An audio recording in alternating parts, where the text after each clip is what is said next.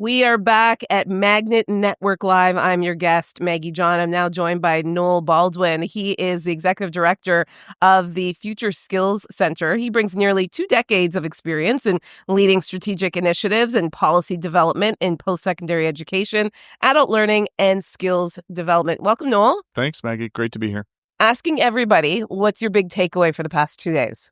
I mean, obviously, the whole importance around collaboration, how to build really meaningful partnerships. And in a country like Canada that's so big, so spread out across such a big territory, you have to work in partnership because no one entity or organization can do all this on their own. And we've got such amazing people working on the challenges related to skills and talent across the country that partnership piece is really what's going to tie things together. It seems like that message is really resonating with They did a good job of driving it home. Yeah. Yeah. I'm just excited to see what comes out of these past 2 days and what people are able to do when it comes to collaboration and partnership. Let's just jump right in. What are some of the most pressing skills, Noel, and gaps that industries need to address? And how can partnerships between businesses and educational institutions accelerate this progress? Yeah, I mean, I might almost start with the second part first, Sure. right? And through the 6.5 years that the Future Skills Center has been working, one of the things that's become so clear is that the entry point for the conversation around skills needs in the country has to start with really meaningful engagement of employers. And that can be tough, right? Canadian employers, a huge proportion of them are small and medium-sized enterprises. Less capacity for them to do engagement. And so you've got to build those trust relationships by starting with meeting people where they are to understand the challenges that they're facing. And those are both skill and talent issues, but they're also geography, their infrastructure. And you have to get a sense of what's really kind of underpinning this stuff. And then I think educational institutions and training providers, which can also include union-led training, I mean, then they can start to design around that. But that really deep understanding of where employers are at, I think, comes first. And then in terms of the kind of gaps that we're seeing, like let's be clear and kind of celebrate. I mean, Canada does have really skilled, really talented people all across the country. And they come out of our education and post-secondary education systems. They come to us from other parts of the world through immigration. And so it's incumbent on us, I think, to start by building on the foundation that we've got. Mm-hmm. The skills then kind of ladder themselves, right? We need really strong foundational skills, information processing, literacy and numeracy. And then you build the next layer on around critical thinking, problem solving, communication, and teamwork. And a lot of what we're hearing, I think, increasingly from employers is people need a base of technical skills for whatever industry they're going into, whatever firm they're going to enter into. But employers are often saying, with that base, we can train you up to where we need you to be to meet our needs. But you've got to have the baseline skills around how to show up in a workplace, how to work with your other colleagues, increasingly in really diverse workplaces. Yeah. So there's a skill set around that too. So there is a mix, right? And I think we need to be conscious that the specific things, and this goes back to where we started, the specific things that a sector needs or an employer needs have to be kind of understood from the start. But, it's foundational skills, it's higher order skills, and then it's technical skills in addition to that. And then where do you see Future Skills Center coming in to kind of augment and help this? Right. So, I mean, a lot of our mandate is focused around trying to understand those skill needs and skill dimensions. So how do we map that? How do we try to do a bit of projecting into the future while not claiming that we've got some kind of crystal ball? Yeah. But then what we're really trying to do is find the spaces where we can look for innovation in skill development. So what can we try that's a little different or a little new in a particular sector or community or with a particular part of the population that helps speed up the process of acquiring skills, whether they're new skills or upskilling, reskilling. And then how do we understand what's working and what's not so that we can try to scale that and build that up? And then other people can take the ball from there to do really big expansion into all kinds of other areas. Talk to me a little bit more, because I'm hearing more discussion around upskilling. Mm-hmm. And, again, what you alluded to, the employers are saying, hey, we're willing to meet you where you're at. and help get you to where you want to be and where we need you to be. That's right. Are you seeing this posture from more employers that are willing to work with people and kind of help them upskill? Yeah, we absolutely are. I think that Canada is catching up in some ways to other countries, for example, in OECD, and in how much we do that, and in trying to get the right mix of mechanisms. Right, Yeah. our experience with employers is they're actually often willing to put in a lot of effort. Right, we've had projects with employers where, for example, they get an incentive to release people to do training, and they Right. get reimbursed on the cost of that, and they get some support to fill a spot on their production line, Right. or whatever. But they're also willing to do a lot of work with us to understand and engage all that engagement piece, to understand where they are, and then to learn from what they've done so that next time we can do it even better.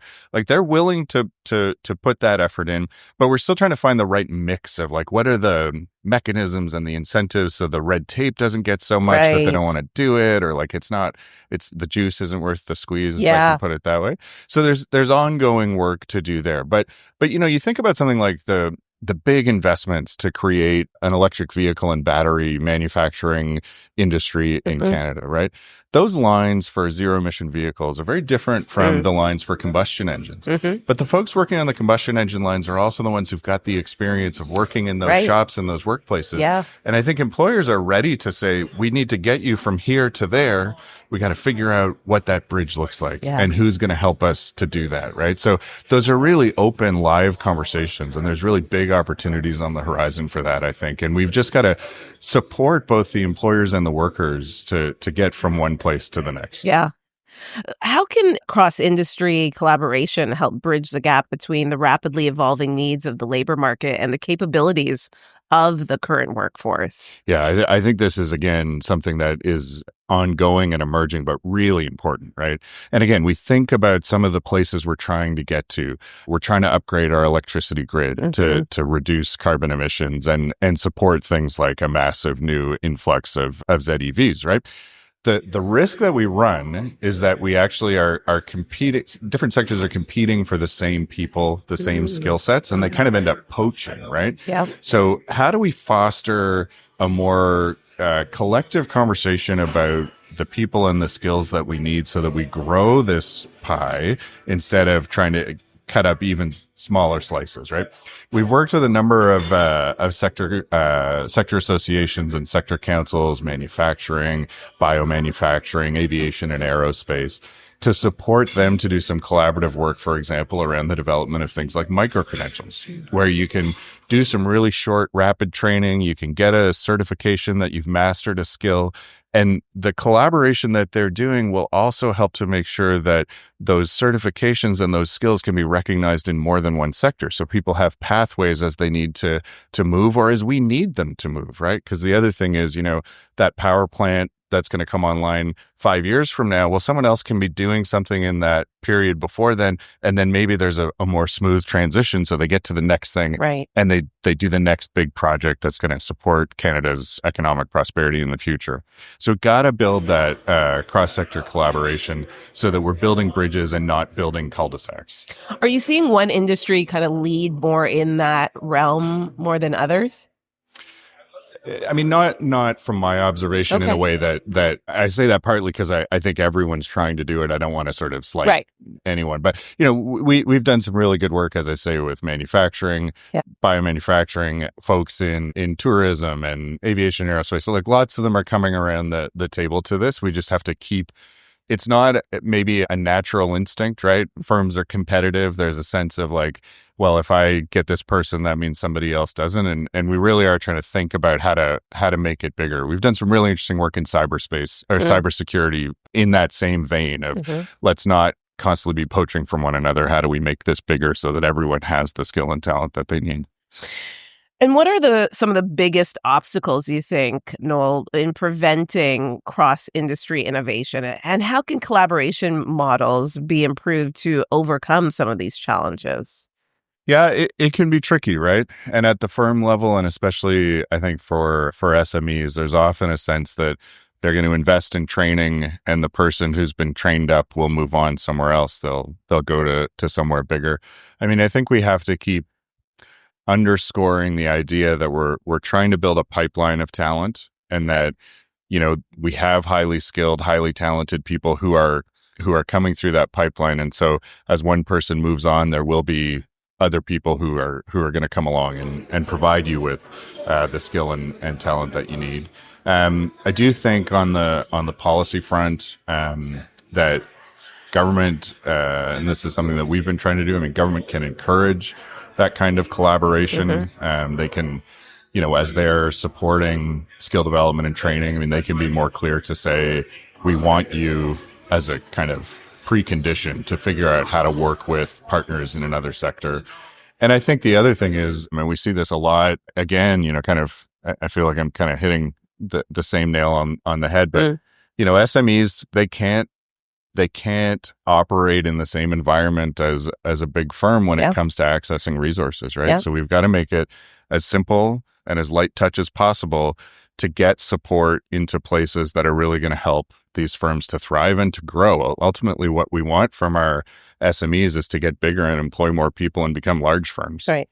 So how do we support them along the way when they don't have a grant writing team, or they don't have a full complement of HR staff who can do the same things that a very large firm can do? Thank you, Noel. Thank you. This was great. That was Noel Baldwin. He is the Executive Director of Future Skills Center.